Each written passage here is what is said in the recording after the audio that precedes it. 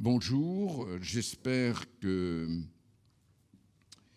y a beaucoup, ou du moins qu'ils vont venir, de personnes qui vont nous rejoindre, mais la quantité n'est pas l'objectif de nos travaux dans l'Institut international de recherche biomédicale, c'est une espèce de compréhension.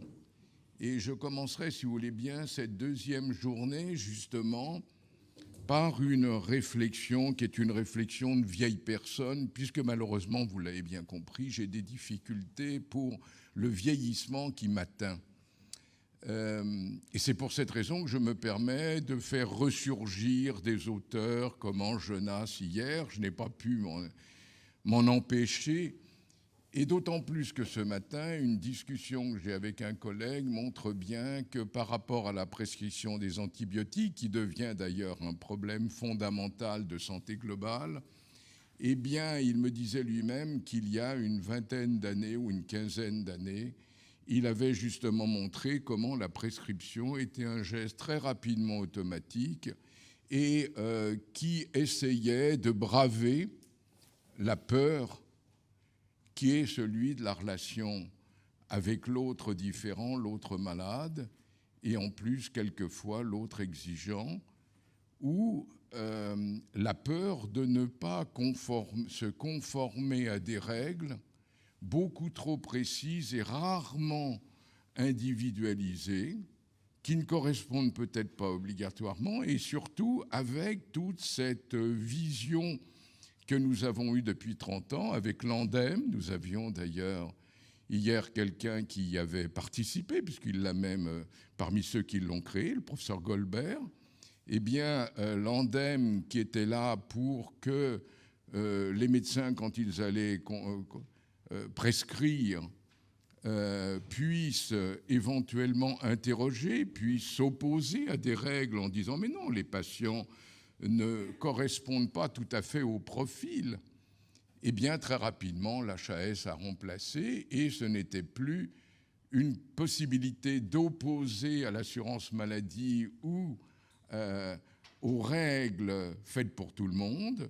Ceci est devenu très rapidement des obligations, c'est-à-dire des conduites à tenir.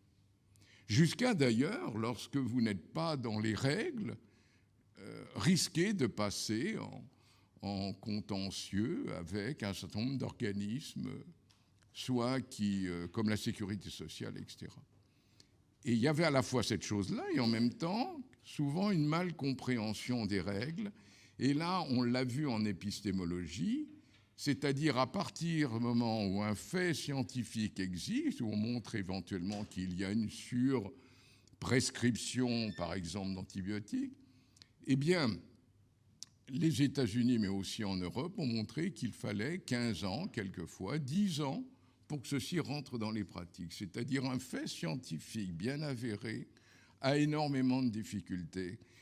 Donc, tout ceci pour dire qu'Angenas est intéressant, parce que lui-même permet la réflexion, bien entendu, sur la peur, puisqu'il appelle cela l'heuristique de la crainte. Et il faut relire son texte particulièrement intéressant. Mais aujourd'hui, je vais, puisque un de mes élèves travaille beaucoup sur Potter et qu'il publie avec moi-même beaucoup sur Potter, je vais rendre grâce à un autre dont on n'a pas parlé, qu'on ne parle pas, qui s'appelle Léopold.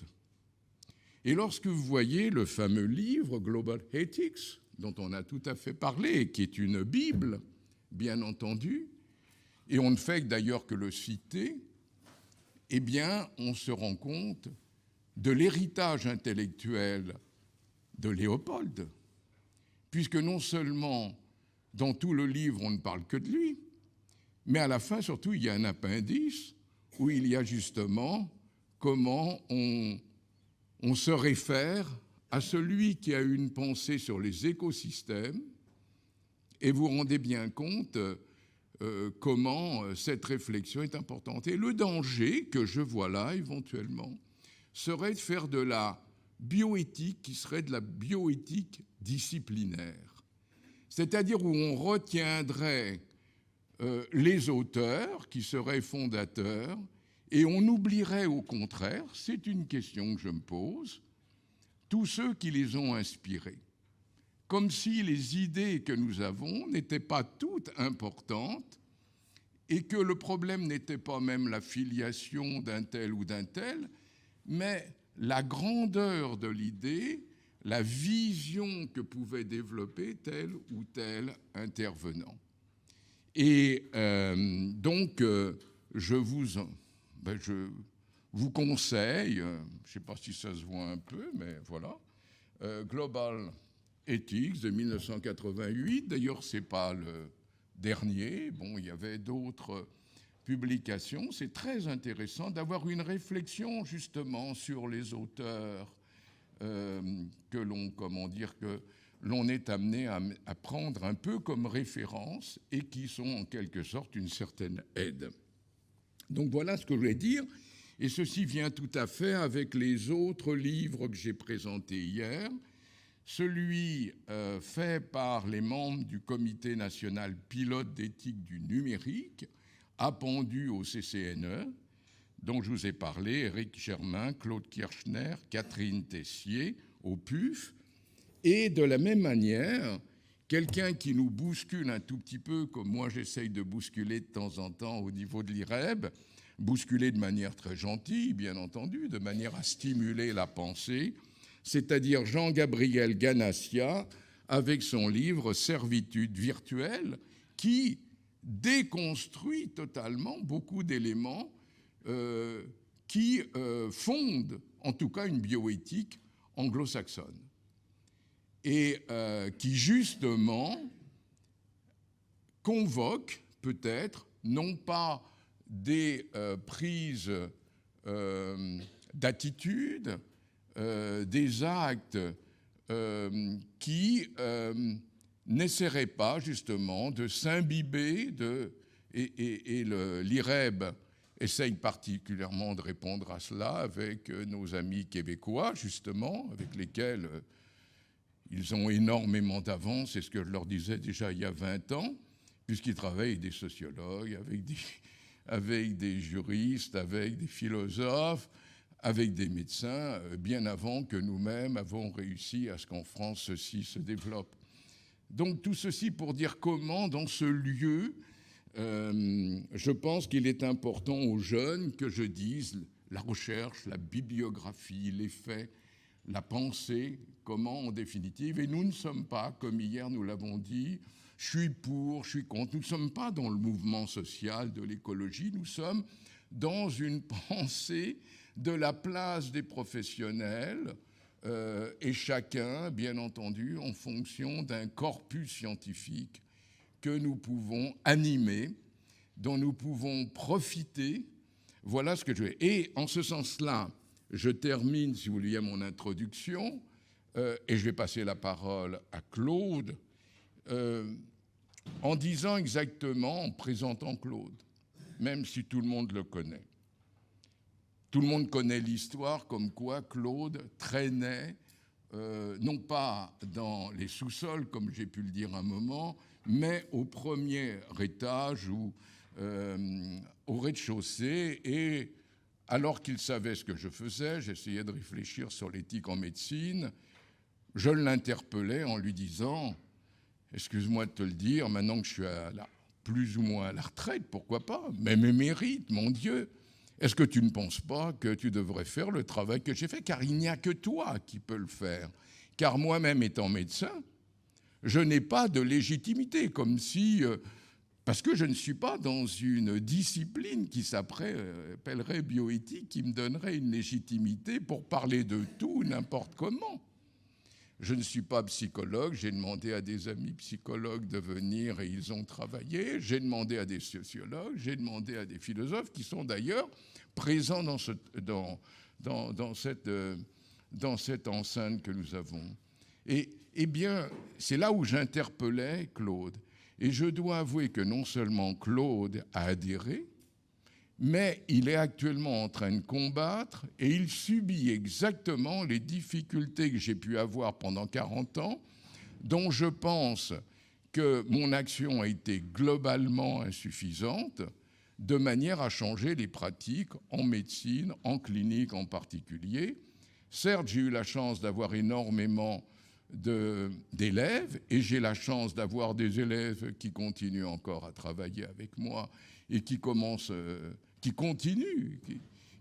dans chacune de leurs disciplines à développer un corpus d'une réflexion éthique, rationnelle, basée sur des faits et interdisciplinaire. Et je voulais souligner comment Claude, qu'il a, depuis la dernière fois que nous nous sommes retrouvés, a fondé, et c'est très important à l'Université de Paris, d'ailleurs je tiens à vous dire qu'elle ne s'appelle plus Université de Paris, elle s'appelle Université Paris-Cité. Et à l'Université Paris-Cité, alors hier j'ai dit les P10, ou le P10, non c'est EP10, enfin il va vous le préciser. En tout ça, justement, c'est la réunion que j'essayais de dire, avec cette base scientifique qui est composée par la représentation de ses membres, et il est important que vous connaissiez bien le travail qui est actuellement en faculté des sciences, alors que la faculté de médecine a commencé il y a 40 ans. Et il se trouve à peu près dans les mêmes difficultés, quelquefois la même incompréhension. Par contre, il a derrière lui, et il me le rappelait là encore, nos représentants, qui sont bien sûr la présidente de l'université, bien sûr les vice-présidents, bien sûr les doyens, parce que tout le monde se rend compte de l'urgence de développer les P10, les P10. Mais la manière dont fonctionne une université, l'inertie qu'on a pu voir sur certains dossiers, quelquefois même pénaux, montre en définitive l'inadaptation, bien souvent, par rapport à une pensée vive, n'est-ce pas, la capacité de l'action dans l'université. En tout cas, bravo, Claude, si tu veux bien venir pour maîtriser cette matinée avec des intervenants prestigieux, auquel d'ailleurs je rends tout à fait hommage, de perpétuer ce que nous avons essayé depuis 40 ans de faire. Claude, tu as la parole.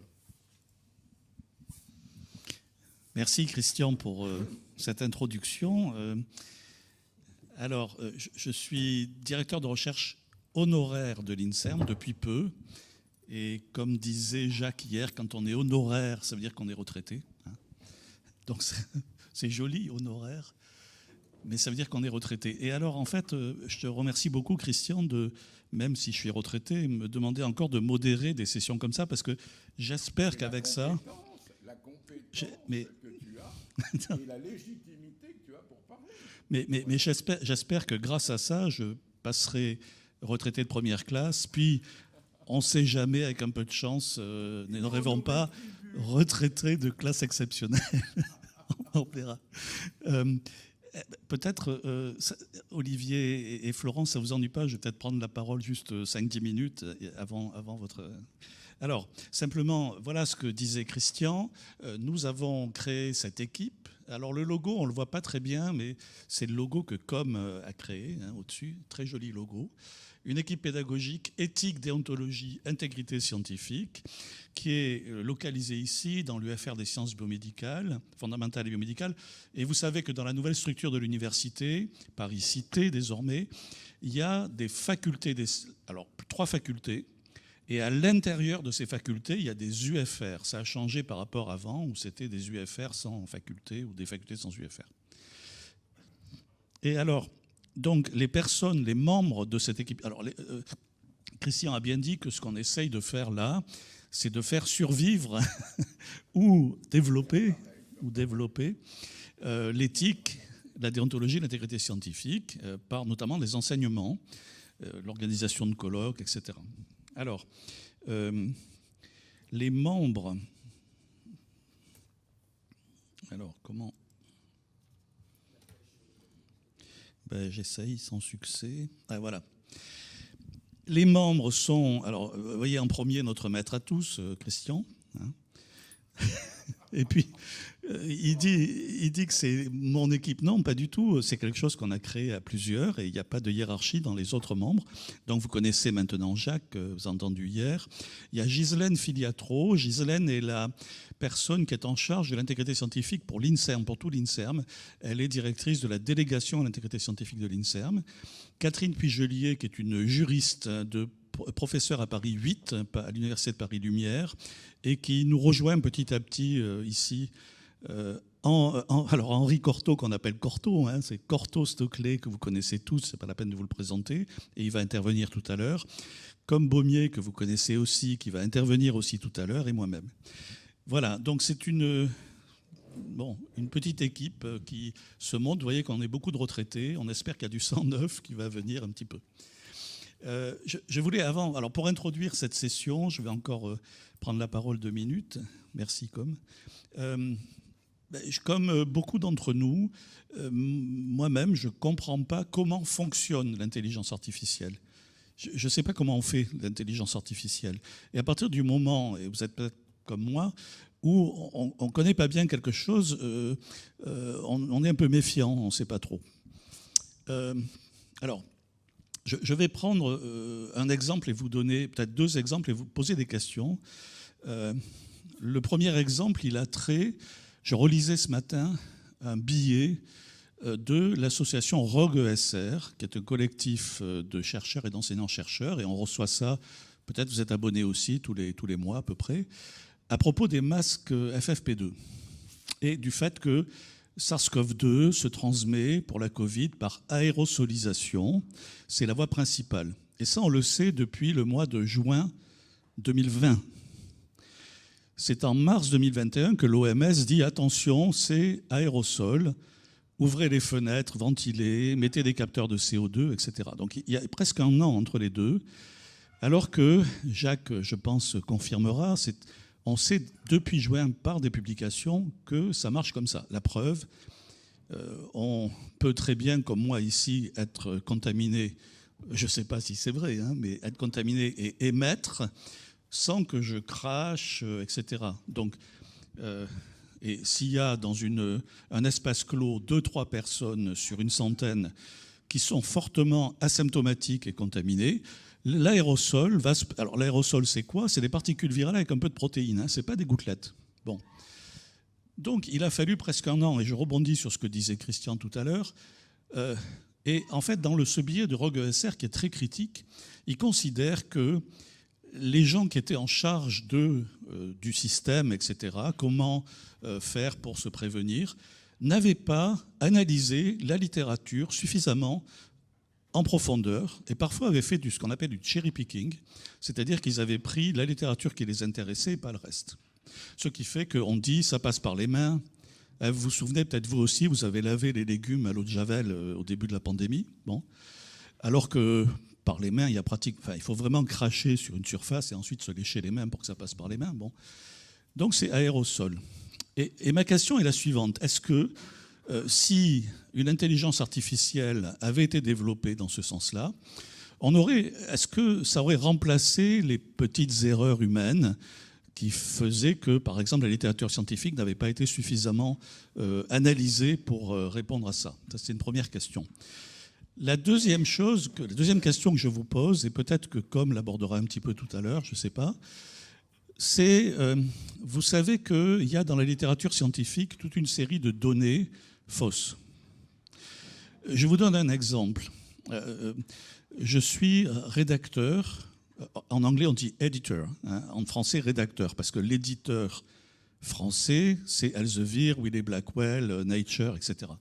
Donc je suis rédacteur du journal Biochimie, qui est un journal issu de France, mais qui a un facteur d'impact pas trop mauvais, qui fait des articles en anglais. Bon. Au comité éditorial, on a reçu, je vais me placer en 2020, 1200 articles à analyser. Sur ces 1200 articles, on en est évalué environ à 30% des articles issus des usines à articles. Alors je ne sais pas si vous savez ce que c'est. On a rédigé un petit éditorial avec Christian et Jacques là-dessus, en 2020, je crois. Les paper mills. Qu'est-ce que c'est un paper mill? C'est un chercheur ou un médecin, etc., qui a besoin d'articles pour sa promotion, pour avoir de l'argent pour le laboratoire et qui n'a pas le temps d'en faire, appelle, téléphone à une agence, et ça s'est développé à l'origine en Chine, mais c'est plus uniquement en Chine, en lui disant, voilà, j'ai besoin d'un article dans tel domaine, combien ça coûte ?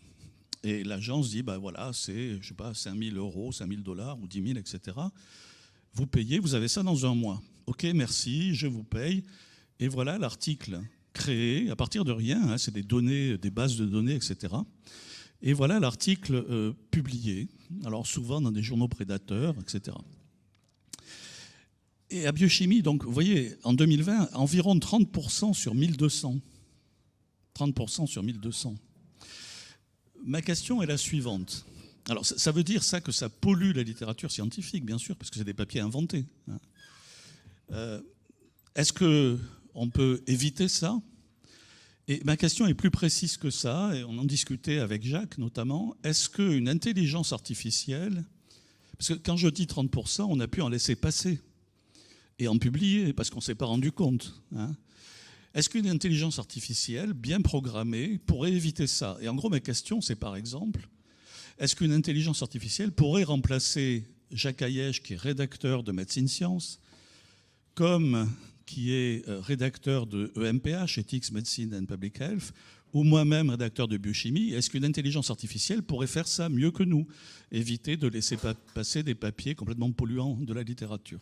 Voilà 2 questions qui vont arriver certainement dans la discussion d'après. Je vous remercie de m'avoir écouté pour ça, mais je vais maintenant passer la parole. Excuse-moi, hein, j'ai mis 10 minutes. Je vais passer la parole à nos premiers interlocuteurs. Et alors, quand Olivier Hamel est arrivé, je lui ai dit comme une boutade, j'ai une carie. Et il m'a dit, mais bon, ici c'est difficile en ambulatoire. Hein. Je vous dis ça, pourquoi ? Parce que tous les deux, donc Olivier Hamel et Florent Détruot, sont chirurgiens dentistes à la faculté d'odontologie de Toulouse. Et je leur passe la parole pour un topo sur IA et médecine orale. Merci Olivier. Merci beaucoup, cher Christian, chers amis, chers collègues. On est ravis de venir ce matin vous parler de chirurgie dentaire, mais pas uniquement. Et puis brièvement pour se présenter, moi certains savent que je fais partie des élèves de Christian. On essaie à Toulouse justement, ce qui a été dit tout à l'heure, de développer ce cursus et ce corpus d'enseignants, de chercheurs intéressés par la réflexion éthique, les sciences humaines en particulier. C'est pour ça qu'il y a un peu plus d'1 an, nous avons créé à Toulouse Evolsan, une URU, on ne dit plus EA, on dit URU, Unité de recherche universitaire. Evolsan, évolution en santé orale, mais pas que, on espère ouvrir. Et j'ai le plaisir ce matin de venir, non pas avec un ancien élève d'ici, de Paris 5, mais avec Florent Détruot, qui est partie prenante de cette unité de recherche, dont les thématiques de recherche portent sur l'hybridation et les sciences humaines, et qui fait partie des piliers d'Evolsan. Donc j'ai beaucoup de plaisir à lui céder la parole, à montrer que la relève approche, elle est là, que l'équipe se constitue, et Florent va vous parler donc de médecine orale. Merci Olivier. Bonjour à tous. Professeur Christian Hervier, mes remerciements de cette invitation, et je remercie aussi Olivier avec qui j'ai eu le plaisir de préparer cette communication. Alors on nous attend peut-être sur de la technique. Évidemment on va parler de technique, mais on va essayer de la regarder avec des prismes issus des sciences humaines, en passant par l'anthropologie sociale, bien que nous ne sommes pas psychologues ou philosophes, avoir peut-être un regard critique sur nos activités de soins en mutation liées avec les nouvelles technologies et tout particulièrement l'intelligence artificielle. Alors on va partir d'un constat qui peut paraître assez banal finalement. Un soignant est là pour rendre la santé. La santé, pour l'OMS, c'est un état de bien-être à la fois biologique, psychologique, psychique et puis social. Et puis aujourd'hui, avec les nouvelles technologies, on se rend compte que notre regard de soignant ne va pas forcément se porter que sur les patients, que sur des individus en souffrance.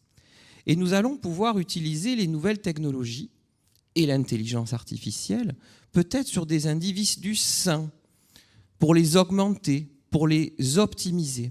Et cette thématique, aujourd'hui, qui est développée sur l'intelligence artificielle, nous renvoie à un concept plus global, celui de l'humain augmenté, avec toutes les dérives que cela peut comporter dans cette société qui tend vers le transhumanisme. Alors, l'IA fait partie des nouvelles technologies. On parle plus souvent de technologies convergentes ou encore de technologies NBIC. Alors, qu'est-ce qu'on entend par NBIC? Le N, les nanotechnologies. On peut concevoir aujourd'hui des outils à l'échelle microscopique. On peut travailler sur le vivant, les biotechnologies, et combiner les nanos et les biotechnologies. Et puis, il y a toute l'informatique avec le big data, qui littéralement, c'est les grosses données, les données volumineuses que l'on va analyser par l'intermédiaire d'algorithmes. Et puis le cognitivisme aujourd'hui, qui est largement influencé par ce développement de l'intelligence artificielle qui, pour nous, qui ne sommes pas ingénieurs, rend très difficile la compréhension. Avec Olivier, au sein de notre unité de recherche, Evolsan, Évolution et Santé, nous nous interrogeons sur l'évolution des pratiques professionnelles et dans un cadre épistémologique, nous essayons de redéfinir ce que sera notre profession dans quelques années avec ces nouvelles technologies et tout particulièrement l'intelligence artificielle. Alors, professeur Christian Hervé, le congrès porte sur l'intelligence artificielle. Mais n'y a-t-il pas des intelligences artificielles, tout comme il y a des intelligences humaines? Peut-être sommes-nous réducteurs dès lors que nous parlons d'intelligence, comme si l'être humain, finalement, s'appropriait l'intelligence. Alors, nous avons du mal à définir les intelligences artificielles, mais peut-être avons-nous du mal aussi à définir ce que sont les intelligences. L'intelligence végétale ou les intelligences végétales, les intelligences animales, et là je vous renvoie sur le dernier ouvrage de Pascal Pic en paléoanthropologie, qui recoupe les intelligences animales avec les intelligences artificielles, et puis les intelligences humaines. Alors avant de passer du côté de la technologie, qu'est-ce qui fait notre singularité ? Et là on peut tourner notre regard sur un psychologue américain, Howard Gardner, qui a tenté, par son expérience de clinicien, de définir l'ensemble des aptitudes qui caractérisent notre singularité sur le plan de notre conscience. Alors nous sommes habitués en tant qu'universitaires à pratiquer l'intelligence langagière, rhétorique, comme pour ce congrès. Également, en tant que chercheurs, nous pratiquons chaque jour une intelligence logique. Mais ça serait extrêmement réducteur de laisser l'être humain à ces deux types d'aptitudes. Howard Gardner, dans une volonté de faire évoluer la pédagogie cognitive, nous lance un certain nombre de protocoles, un certain nombre de méthodes d'éducation pour développer chez l'enfant, l'adolescent et l'adulte l'intelligence créative qu'on retrouve tant chez l'artiste que pour le chercheur, l'intelligence spatiale, cette capacité à faire de la visualisation mentale, à se repérer, mais qui est aussi une aptitude très importante du chirurgien, cette capacité à voir dans son esprit les organes, l'anatomie topographique pour mieux se repérer dans le réel, et l'intelligence kinesthésique qui souvent est traduite par l'expérience, la façon dont on peut voir avec les doigts, mais qui a en réalité une aptitude très importante dans le domaine chirurgical. Et puis nous sommes humains, bien que nous parlons aujourd'hui de technologie, nous sommes soignants et il faut évidemment parler de cette intelligence émotionnelle qui se cultive. Cette intelligence émotionnelle, elle est intrapersonnelle dès lors que je cultive ma sagesse, ma prudence, que je m'écoute. Et puis, il y a également le caractère empathique qui caractérise la relation de soins. Et là, on est dans de l'intelligence émotionnelle interpersonnelle. À peine on commence à comprendre ce que sont les intelligences humaines en neurosciences que les intelligences artificielles apparaissent. Elles se développent de façon exponentielle et nous, soignants, nous ne sommes pas ingénieurs et nous avons du mal à cerner ces intelligences artificielles. Et pourtant, peut-être ce matin, vous vous êtes levé et déjà, l'intelligence artificielle, à travers les objets que nous utilisons, à travers les images virtuelles que nous voyons, a modifié notre mouvement, a modifié la façon de voir notre vie, a modifié finalement notre propre conscience humaine. Et c'est pour ça qu'il serait peut-être hasardeux de séparer les intelligences artificielles des intelligences humaines, puisque l'un et l'autre, finalement, sont liés. Les intelligences artificielles vont modifier notre condition humaine, tout comme les intelligences artificielles ne peuvent être à ce jour créées que par l'intelligence humaine. Et c'est pour ça que l'on parlera aujourd'hui d'intelligence hybride. Alors concrètement, l'intelligence humaine, on a vu, ce sont différentes aptitudes. L'intelligence artificielle, il y a pléthore finalement de définitions, pléthore de protocoles de fabrication d'algorithmes, et on parle volontiers aujourd'hui chez les ingénieurs de machine learning, de deep learning, en faisant des comparaisons entre le technologique et le biologique, on parle de neurones artificiels. Et puis au-delà de ça, une des clés de l'intelligence artificielle, c'est déjà le recueil de données massives, le big data. L'intelligence humaine n'est pas capable, notamment pour des pathologies chroniques multifactorielles, d'étudier un très grand nombre de facteurs et de voir toutes les combinaisons que cela représente. Et aujourd'hui, le big data permet justement de faire de nouvelles classifications et d'élaborer de nouveaux phénotypes que l'œil humain et la conscience humaine ne peuvent pas voir. Alors, avant de rentrer dans le médical et dans la médecine orale, on a une vision un peu fantasmée de l'intelligence artificielle. Alors, j'aime bien souvent présenter le travail du professeur Hiroshi Ishiguro, professeur de robotique à Osaka, qui a créé son double. Et son double doué d'intelligence artificielle, avec lequel il va pouvoir dialoguer. Et plus on dialogue avec son double, et plus il apprend, et plus apparaît une conversation qui pourrait paraître rationnelle, car l'intelligence artificielle n'a pas de conscience, elle n'a pas d'intuition. Alors pour lui, ça marche tellement bien qu'il a aussi cloné sa femme. Alors personnellement, si elle m'écoute par YouTube aujourd'hui, moi je ne te clonerai pas, chérie, tu es unique à mes yeux. Et puis également, c'est pas parce qu'on est soignant qu'on ne doit pas se tourner vers les arts. Et souvent, les artistes nous proposent des mondes alternatifs. Et dans ces mondes alternatifs, nous pourrions voir peut-être une évolution prochaine. Et Orlan, cet artiste de Grenoble, grande fervente du body art, a présenté son clone, doué vraisemblablement d'intelligence artificielle. Mais c'est un clone qui ne ressemble pas à ce qu'elle est.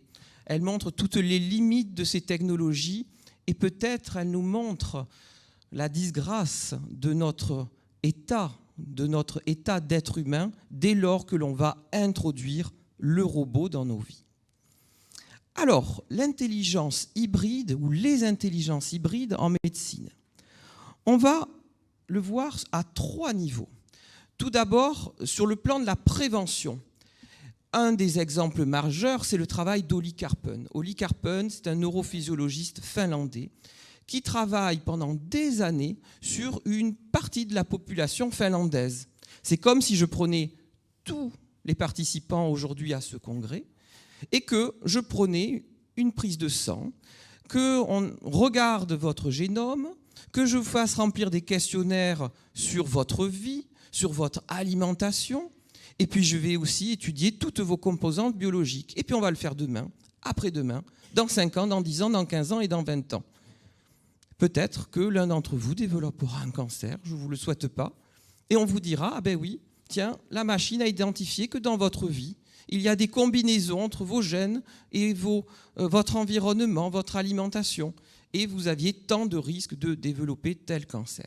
Alors ça change complètement le regard médical et la façon dont on soigne actuellement. Et là, on rentre dans finalement la médecine 4P avec un des premiers 4P qui est la médecine prédictive. Et là, tout le modèle épistémologique auquel on était habitué en soins est complètement bouleversé. On a également le diagnostic. Aujourd'hui, c'était peut-être les premières applications de l'IA en médecine extrêmement efficaces, et on en a vu des exemples hier. L'aide thérapeutique avec des forêts pilotes, où là, le chirurgien n'est plus derrière le bistouri, mais derrière une manette de jeu. Il n'est plus en contact avec l'humain, il est en contact avec le virtuel. Là aussi, le regard change et les pratiques changent. Alors, ça peut être également, à travers ces aides robotiques, chirurgicales, une façon de corriger certains biais cognitifs que nous avons. Ben, le matin, quand j'exerçais, j'avais une activité chirurgicale et que j'enlevais des dents de sagesse, ben, je pouvais peut-être un peu trembler parce que j'étais fatigué. Je m'étais fâché juste avant avec ma secrétaire et non pas mon épouse. Et je ne serais peut-être pas aussi efficace ce jour-là que je l'étais la veille. Ben, en étant derrière une manette de jeu, avec un forêt, les petits tremblements que j'aurais eus avec le bistouri sont corrigés par l'intelligence artificielle qui est derrière le forêt pilote chirurgical. Et puis, là où c'est intéressant, cette intelligence hybride, c'est le suivi des patients, tout particulièrement pour les pathologies chroniques et pour les patients à besoins spécifiques. Alors, si on regarde un peu plus près maintenant en médecine orale et en chirurgie dentaire, on peut s'interroger déjà de l'utilité de l'intelligence artificielle dans certaines pratiques. Et puis, donc des innovations commerciales, les brosses à dents, douées d'intelligence artificielle pour voir l'ensemble des performances. Et là, on voit qu'à travers ces outils-là, on peut être relativement critique, on peut se demander à quoi sert l'intelligence artificielle. Jusqu'alors, on pouvait se brosser les dents sans intelligence artificielle. Par contre, il y a des applications qui sont plus intéressantes. Et nous travaillons à Toulouse avec mes collègues, notamment de dermatologie buccale, en lien avec notre unité Evolsan, sur des logiciels d'intelligence artificielle. Nous avons le plaisir de travailler avec l'École polytechnique de Montréal. Alors là, le logiciel qui est en train d'être fabriqué permet de donner une aide, un diagnostic d'une lésion buccale. Alors là, on n'est pas là pour remplacer le praticien, bien entendu. Mais le praticien n'est pas forcément spécialiste. Donc ça peut être un premier diagnostic qui va permettre d'orienter le patient, de donner des conseils thérapeutiques. C'est également un pas de plus vers la télémédecine dont on va parler ce matin. Et puis, il ne faut pas oublier également que l'intelligence artificielle, elle a été fantasmée dans les années 60 et 70 par Manfred Clynes, qui imaginait un modèle robotique d'intelligence artificielle pour la conquête spatiale. Et c'est de là qu'on a eu l'idée de faire de la télémédecine. Alors, on a travaillé, et on travaille encore, avec l'École polytechnique de Montréal, et tout particulièrement sur les douleurs orofaciales. Alors là, ce qui est très intéressant dans un tel logiciel, c'est qu'on injecte de la donnée qualitative. C'est-à-dire que grâce à la machine, on redonne de l'humain dans notre prise de décision thérapeutique. Un patient vient nous consulter, on fait un examen standardisé et on rajoute une évaluation psycho-émotionnelle, psychosociale, et dont les données vont être rentrées dans la machine. Ça veut dire, professeur Christian Hervé, que nous pourrions avoir la même pathologie, et pourtant, la machine va nous proposer des plans de traitement différents, car nous sommes différents, nos gènes sont différents, notre environnement est différent. Et là, on est dans une nouvelle médecine, qui est une médecine non pas standardisée, mais une médecine personnalisée. Alors, il y a pléthore maintenant d'applications en médecine orale, Allison, avec des partages de données. Cela, d'ailleurs, pose la question de la confidentialité des données et du stockage numérique de ces données, avec toute la problématique du secret professionnel. Et puis, il y a des aides thérapeutiques qui sont très intéressantes. Nous, en implantologie, il existe des centaines de marques d'implants. Et lorsque nous devons faire des réinterventions, il est toujours très difficile d'envisager les commandes. Et bien là, on a une analyse fine des radiologies grâce à l'intelligence artificielle. Nous concevons également aujourd'hui des prothèses par l'usage de l'intelligence artificielle. Et plus on va rentrer de cas, plus la machine devient performante par apprentissage automatique, ce qui repousse l'action de l'homme, c'est-à-dire que la machine devient plus puissante, on lui apporte des données, et nous, on se retire peu à peu. Est-ce que le praticien sera relégué à l'arrière du bouton on-off de la machine? C'est toute une question. C'est ce qui se passe notamment en chirurgie, avec les forêts pilotes. Et la première implantation chirurgicale en Chine, à Xi'an en 2017, sans intervention humaine. Le forêt, guidé par une analyse préalable par les algorithmes en fonction du volume osseux, de la densité osseuse, étudiée par les algorithmes sur les imageries tridimensionnelles. Où se situe le praticien dans cette relation? De la relation binaire soignant-soigné, on rajoute une entité non humaine qui est l'intelligence artificielle. Et nous devons réfléchir à ce nouveau modèle épistémologique pour ne pas reléguer le praticien aux oubliettes, parce que faire de la médecine, c'est d'abord être au chevet du patient et non pas être derrière un écran d'ordinateur ou bien derrière, pire, le bouton on-off de la machine. De cette construction des savoirs, cela pose la question de la formation, la transmission des savoirs. Et nous voyons ici qu'il va falloir réfléchir sur le plan universitaire pour l'ensemble des soignants, des étudiants en santé, à injecter à la fois de la technologie pour avoir une conscience de ces pratiques, mais aussi injecter encore et encore des sciences humaines et sociales et de l'éthique pour utiliser ces machines à bon escient et non pas être remplacés à terme par la machine. Et c'est pour ça qu'il faut peut-être militer pour une transmission de savoir hybride et en revenir à une pédagogie intégrative.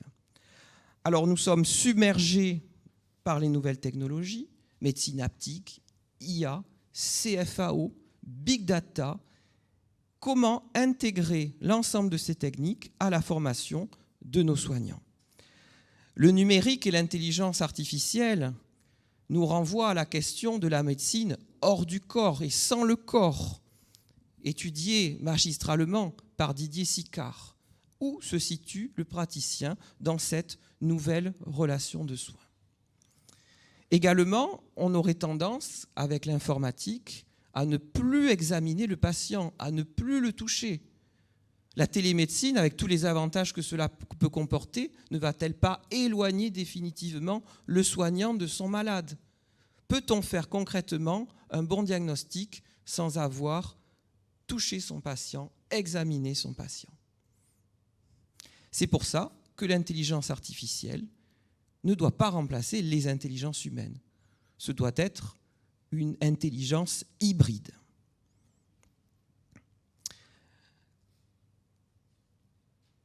Cette transmission des savoirs technologiques, elle doit aussi s'articuler avec ce que nous savons aujourd'hui en pédagogie cognitive et en neurosciences, avec l'ensemble des aptitudes que je vous ai développées précédemment, notamment décrites par Howard Gardner. Comment injecter de l'humain? Comment transmettre ces aptitudes émotionnelles? Comment transmettre un savoir pratique, kinesthésique?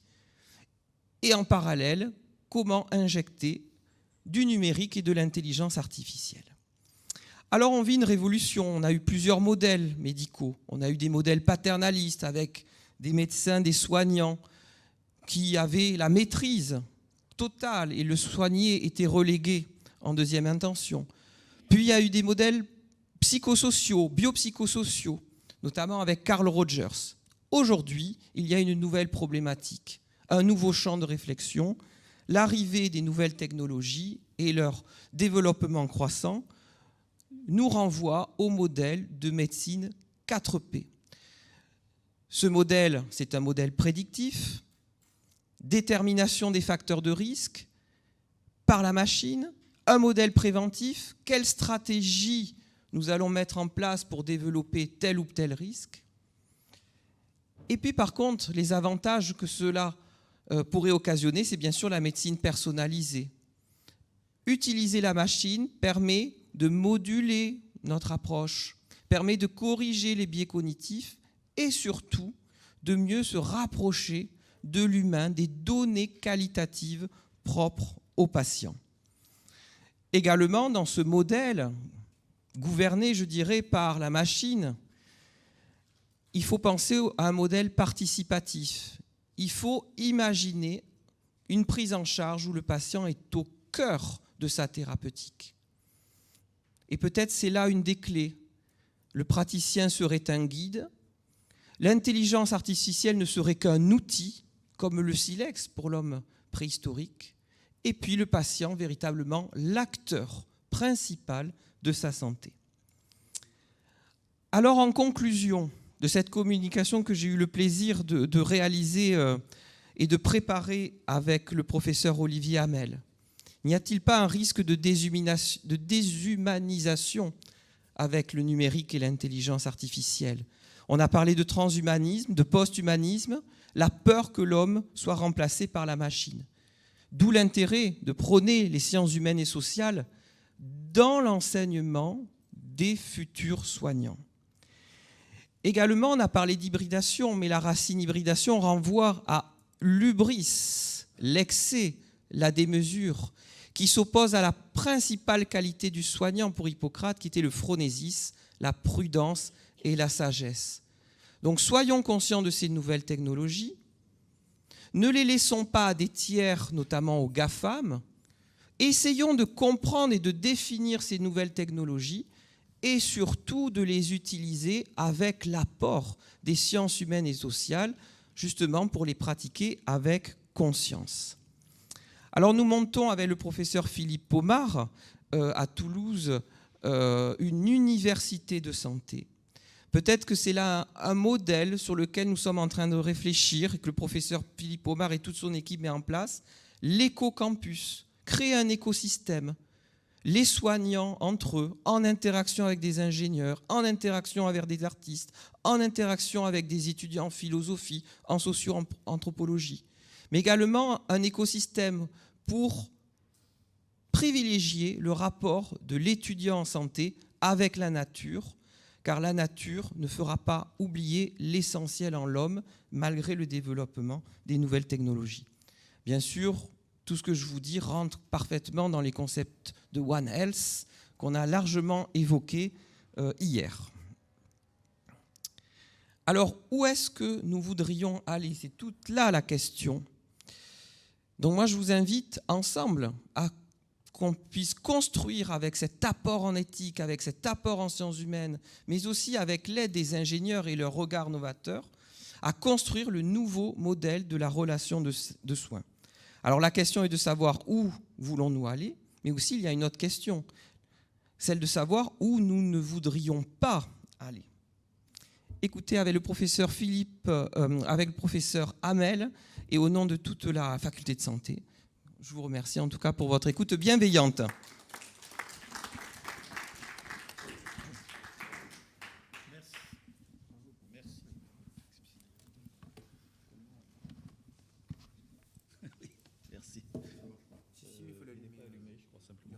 Merci beaucoup, Florent, pour cet exposé extrêmement intéressant et didactique.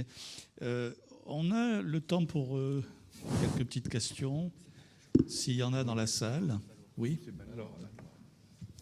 Ça y est, il marche. Oui, parfait. Merci, Christian.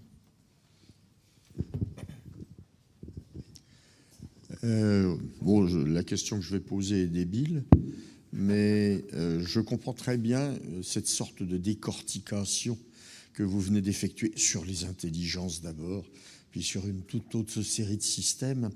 Mais à un moment, dans ces démarches, il faudrait quand même avoir un commencement de début de preuve. Est-ce que tout ça, ça fait mieux qu'un bon docteur?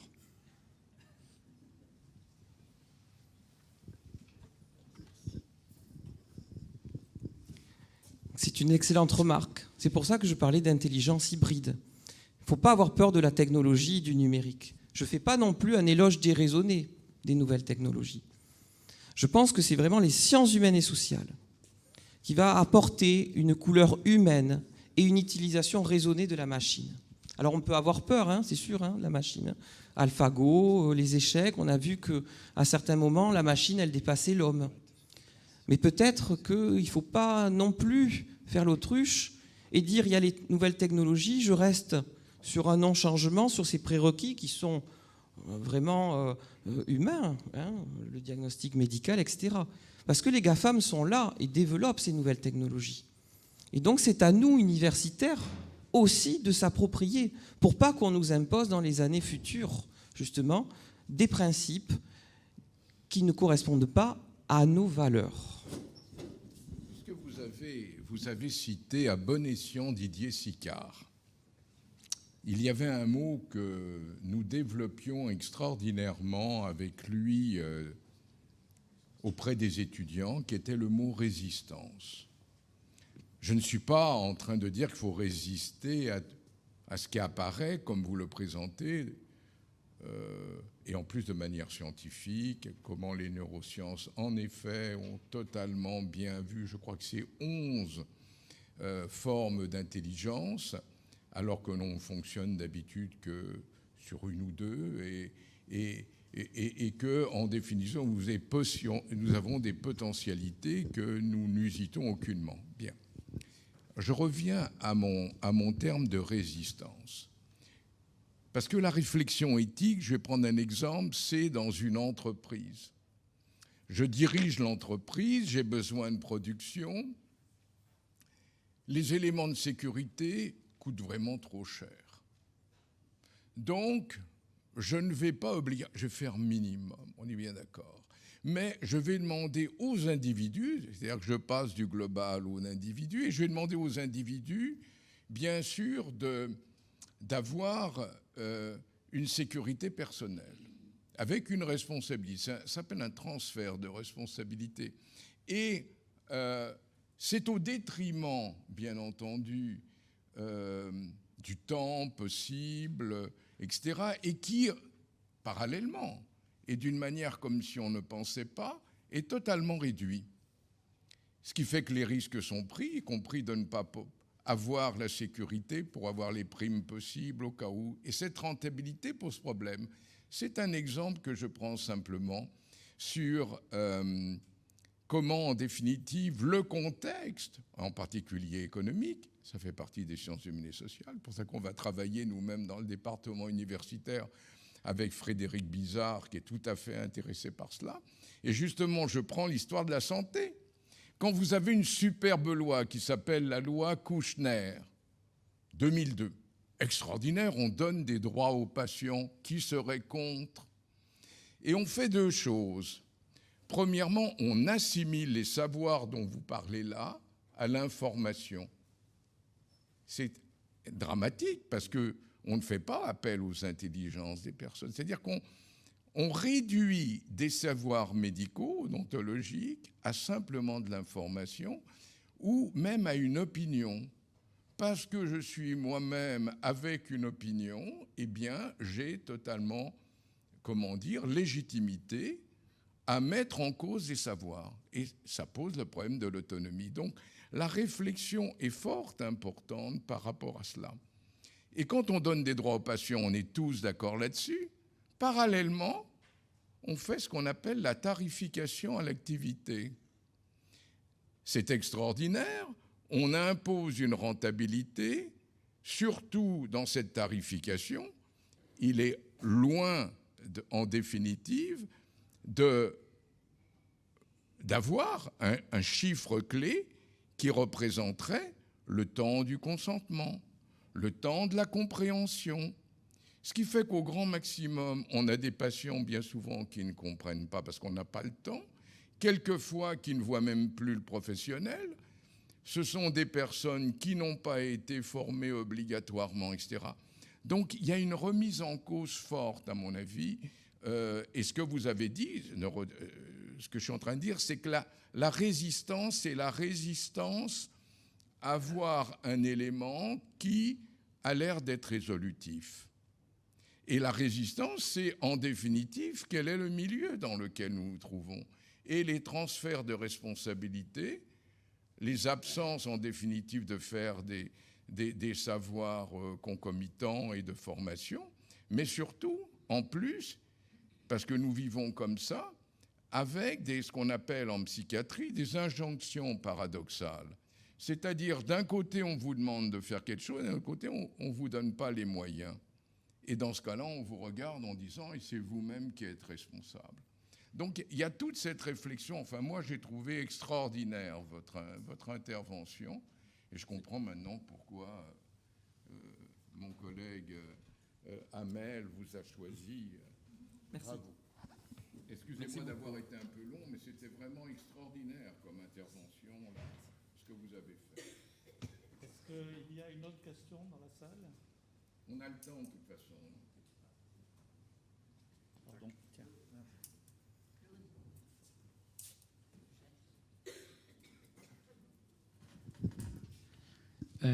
Moi, j'ai une question un peu ouverte sur le sens des mots. Enfin, on en a déjà parlé hier, un peu, c'est-à-dire que l'utilisation des mots donne un sens ou définit implicitement un certain nombre d'objectifs. Et à partir du moment, donc hier aussi, on avait parlé en fait lié ça à efficience, justement rentabilité, etc. Donc, tout le jeu, enfin, tout ce qui m'a semblé implicite, et c'est plutôt une question, c'était que on met assez vite au niveau de l'utilisation de la robotisation, enfin, de ce que vous avez appelé l'homme augmenté, etc., des savoirs hybrides. On met en fait une relation d'ordre qui est d'essayer que ce qu'on fabrique en termes de savoir hybride va être meilleur, entre guillemets, que ceux qui existaient avant. C'est aussi la question qui a été posée par M. Trémolière, c'est est-ce qu'on a des faits qui disent que le robot médecin soignant va être meilleur que le docteur? Et à partir du moment où on raisonne comme ça, on norme totalement notre société, puisqu'en fait, en voulant être le meilleur, on impose une forme de société qui introduit la compétition, introduit l'individualisme et nie la diversité. À la limite, moi, je poserais la question, est-ce qu'on peut être sûr qu'en fabriquant des robots médecins, des robots dentistes, etc., on va aussi avoir de mauvais médecins et de mauvais dentistes?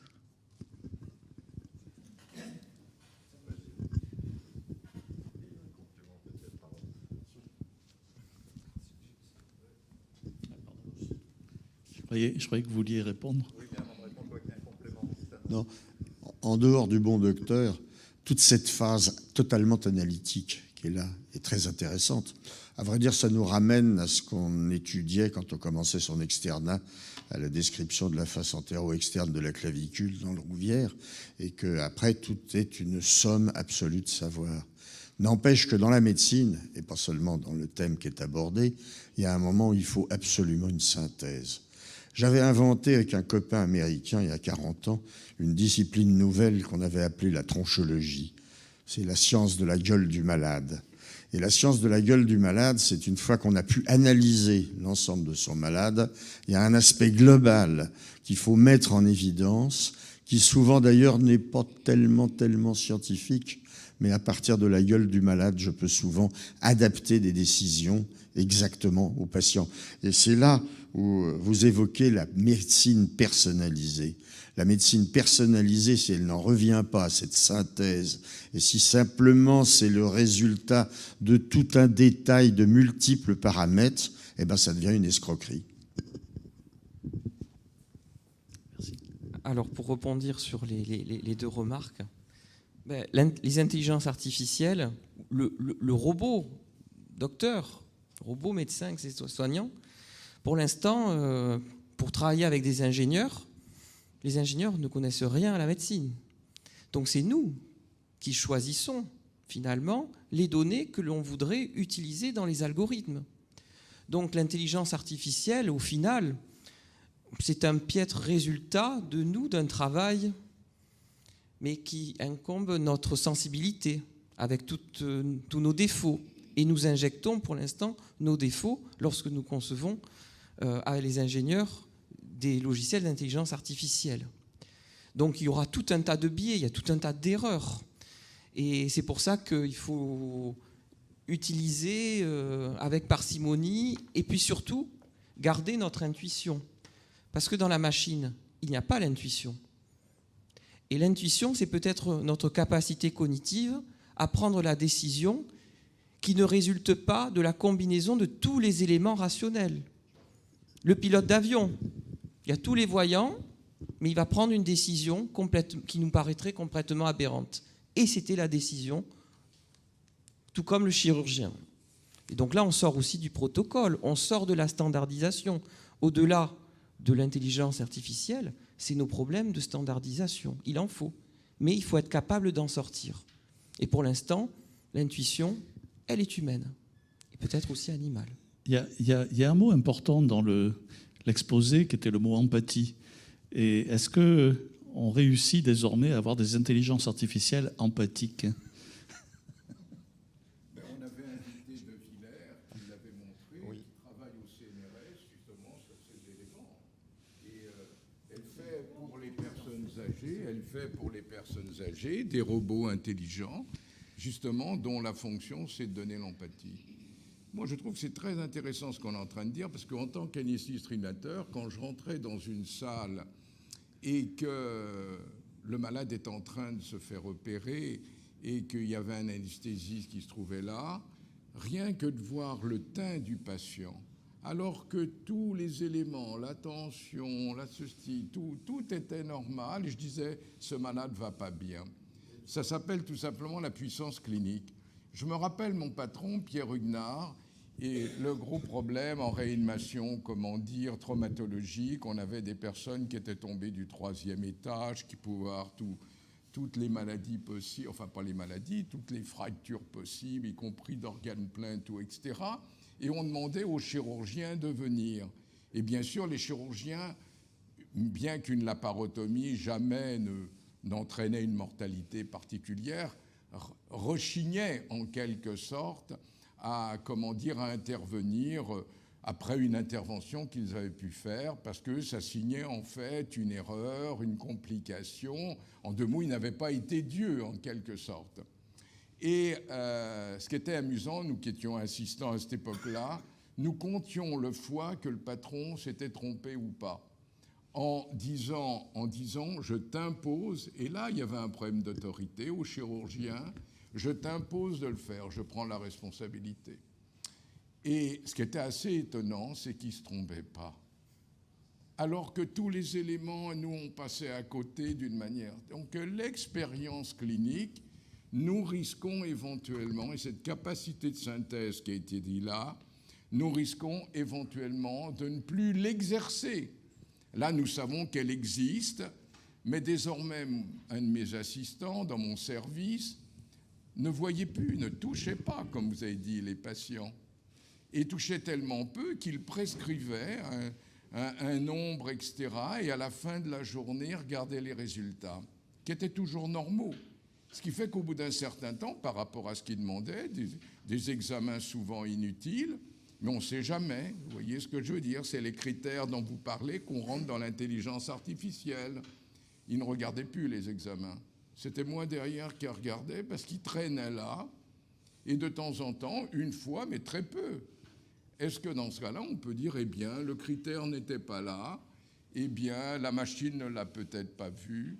Bon, mais ça fait partie, comme tous les usages des nouvelles technologies, il y a tout le temps un pourcentage d'erreurs. Alors le problème est revenu à la question, est-ce que ce pourcentage d'erreurs est plus important ou moins que par rapport à une approche humaine? C'est très intéressant tout cela.